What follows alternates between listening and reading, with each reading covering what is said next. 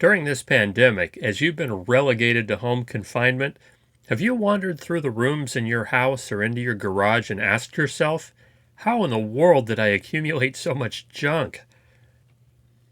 When did a knick-knack virus invade my home and begin replicating like rabbits?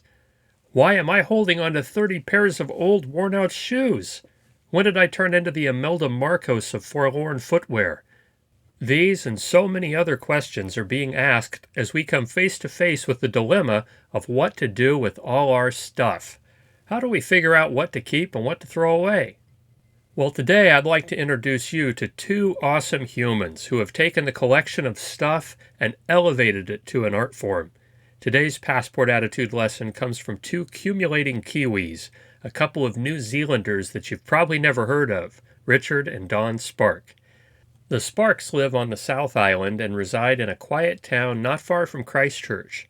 Several of our Walking Adventures travelers stayed at their family home during a New Zealand farm stay a few years ago.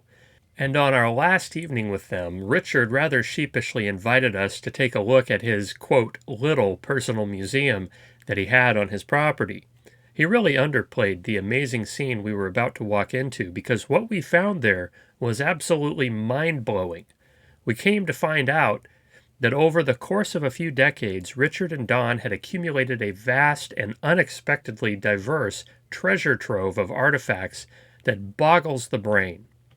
Starting in 1982 with just a few milk bottles, Richard has expanded to 5 massive buildings worth of stuff, lovingly cataloged and painstakingly arranged, building up a collection of items that was one of the great surprises during our visit to the South Island of New Zealand, ranging from intensely personal items like his mother's wedding dress and his father's World War I uniform and Bible, all the way to a chainsaw and a brick collection.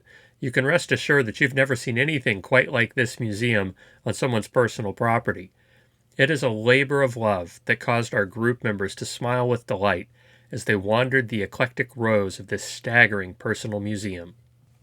And it got me to thinking, what is it about humans that drives us to collect stuff, whether it be chainsaws, passport stamps, or bottles? You know, in some cases, collecting can kind of border on hoarding and end up controlling us in the process. But when it's done well, collecting can be a way to document both the extraordinary and mundane artifacts that help us humans tell the story of who we are and what is important to us. You see, museums like Richard's and Dawn's are a really great way for us to look back and remember who we were and to increase our appreciation for who we are now.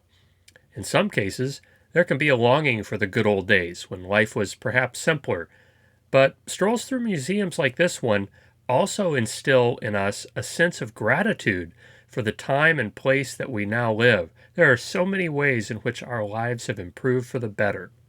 The medical unit in Richard's museum reminded me of a time before anesthetic or antibiotics. I wouldn't want to go back to that era, would you?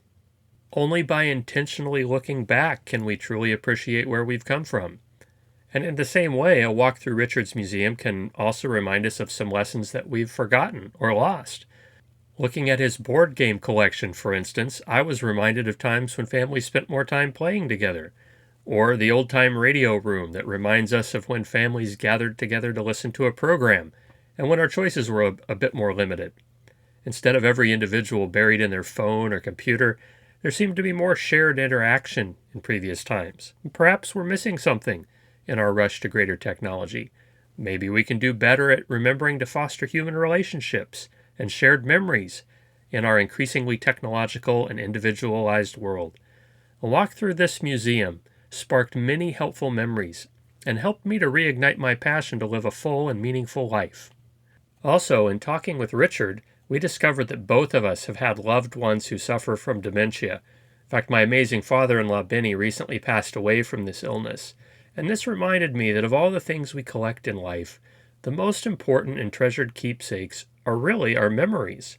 And to the extent that artifacts help trigger those memories, these types of museums are a precious repository that we should cherish. So I would just encourage you to take a bit of time while you're stuck at home to go through some of your own stuff. Dig through your closets, your garage, or your attic.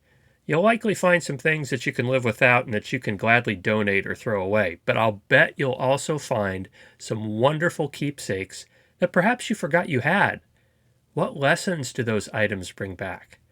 What stories do they remind you of? What memories are rekindled as you sift through your own personal collections?